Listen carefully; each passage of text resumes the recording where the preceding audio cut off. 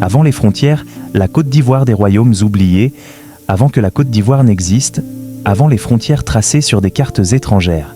Ces terres abritaient des royaumes puissants, organisés, riches et respectés. Voici l'histoire d'une Côte d'Ivoire que l'école raconte rarement. Avant la colonisation, un territoire sans frontières. Avant la colonisation, la Côte d'Ivoire n'était pas un pays, mais un ensemble de peuples, de royaumes et de civilisations. Chaque région avait ses lois, ses rois, ses croyances et son organisation. Le royaume de Kong au nord, le royaume de Kong dominait le commerce et la politique. C'était un grand centre musulman relié aux routes commerciales de Tombouctou. On y trouvait des érudits, des mosquées et une armée disciplinée.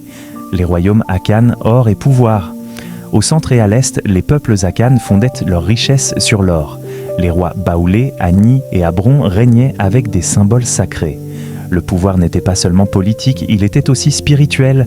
Le royaume du Sanoui. Au sud-est, le royaume du Sanoui était tourné vers la mer. Il traitait avec les Européens bien avant la colonisation. Des accords diplomatiques existaient entre rois africains et puissances étrangères. Les peuples Krou et la côte. À l'ouest et au sud, les peuples Krou vivaient entre forêt et océan. Ils étaient pêcheurs, navigateurs et commerçants.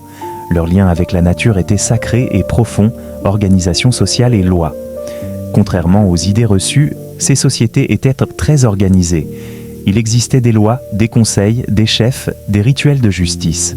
L'ordre social était basé sur l'équilibre, pas sur le chaos. Spiritualité et tradition.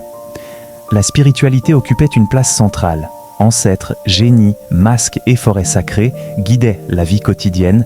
Le monde visible et invisible ne faisait qu'un. La colonisation n'a pas apporté la civilisation, elle a interrompu des civilisations déjà existantes. Se souvenir de ces royaumes, c'est reprendre possession de notre histoire.